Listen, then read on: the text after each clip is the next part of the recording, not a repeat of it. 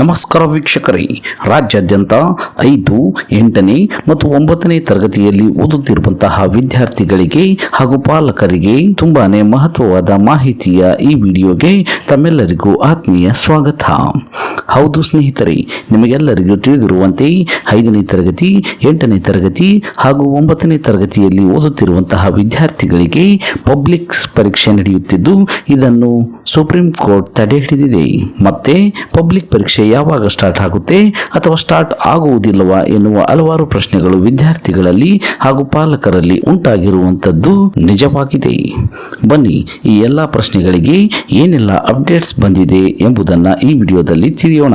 ಹಾಗಾಗಿ ನೀವು ಈಗಲೇ ಈ ವಿಡಿಯೋಗೆ ಲೈಕ್ ಮಾಡಿ ಸ್ಕಿಪ್ ಮಾಡದೆ ವಿಡಿಯೋನ ಕೊನೆವರೆಗೂ ನೋಡಿ ಮಾಹಿತಿಯನ್ನ ತಿಳಿದುಕೊಳ್ಳಿ.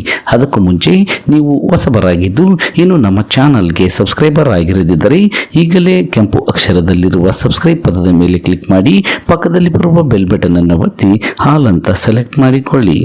ಹೌದು ಸ್ನೇಹಿತರೆ, ಪಬ್ಲಿಕ್ ಪರೀಕ್ಷೆ ಯಾವಾಗ ರೀಸ್ಟಾರ್ಟ್ ಆಗುತ್ತೆ ಎಂಬ ಪ್ರಶ್ನೆ ನಮ್ಮ ಮನಸ್ಸಿನಲ್ಲಿದೆ.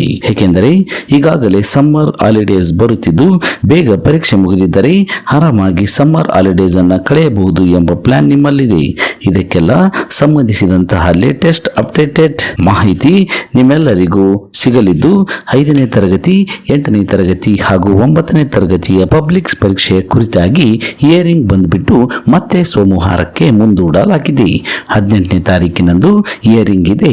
ಕೋರ್ಟ್ನಿಂದ ಅಂತಿಮ ತೀರ್ಪು ಹೊರಬರುವವರೆಗೂ ಎಜುಕೇಶನ್ ಮಿನಿಸ್ಟರ್ ಆಗಲಿ ಸರ್ಕಾರವಾಗಲಿ ಯಾವುದೇ ಹೊಸ ಆದೇಶ ಮಾಡುವುದಿಲ್ಲ.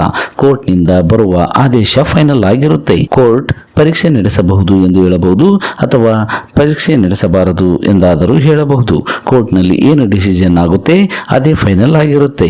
ಇದನ್ನೇ ಶಿಕ್ಷಣ ಇಲಾಖೆ ಪಾಲಿಸುತ್ತದೆ. ಹೈಕೋರ್ಟ್ನಲ್ಲಿ ಮತ್ತೆ ಹಿಯರಿಂಗ್ ಸೋಮವಾರ ಬರಲಿದ್ದು ಅಲ್ಲಿ ಏನು ತೀರ್ಮಾನ ಆಗುತ್ತೆ ಅಂತ ಕಾದು ನೋಡಿದ ನಂತರ ಅದರ ಬೇಸ್ ಮೇಲೆ ನಿಮಗೆ ಎಕ್ಸಾಮ್ ನಡೆಯುತ್ತೋ ಇಲ್ಲ ಎಂಬುದನ್ನ ತೀರ್ಮಾನ ಮಾಡಲಾಗುತ್ತದೆ. ಒಂದು ವೇಳೆ ಕೋರ್ಟ್ನಿಂದ ಪರೀಕ್ಷೆ ನಡೆಸಬಾರದು ಎಂದು ಮಾಹಿತಿ ಬಂದರೆ ನೀವು ಯಾವುದೇ ಕಾರಣಕ್ಕೂ ಪರೀಕ್ಷೆ ನಡೆಸಬಾರದು. ನಿಮಗೆ ಈ ಹಿಂದೆ ಮಾಡಿದಂತಹ FA1, FA2, FA3 ಮತ್ತು SA1 ಗಳು ಮತ್ತು FA4 ನ ಅಂಕಗಳ ಸರಾಸರಿಯನ್ನ ತೆಗೆದು ಆ ಸರಾಸರಿ ಅಂಕಗಳನ್ನೇ SA2ಗೆ ನೀಡಬಹುದು ಎಂದು ಹೇಳಲಾಗುತ್ತಿದೆ.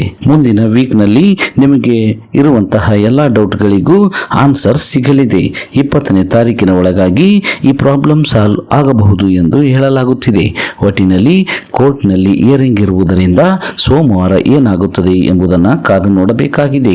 ಇದಿಷ್ಟು ಇವತ್ತಿನ ಪ್ರಮುಖ ಮಾಹಿತಿಯಾಗಿದ್ದು ಆದಷ್ಟು ಈ ಮಾಹಿತಿಯನ್ನ ಎಲ್ಲ ವಿದ್ಯಾರ್ಥಿಗಳಿಗೆ ಮತ್ತು ಪಾಲಕರಿಗೆ ತಲುಪುವವರೆಗೂ ತಪ್ಪದೆ ಶೇರ್ ಮಾಡಿ. ಈ ವಿಡಿಯೋವನ್ನು ಕೊನೆವರೆಗೂ ನೋಡಿದ್ದಕ್ಕೆ ಧನ್ಯವಾದಗಳು. Thanks for watching this video. Please subscribe for more videos. If you like this video, click the like buttons and give your comments.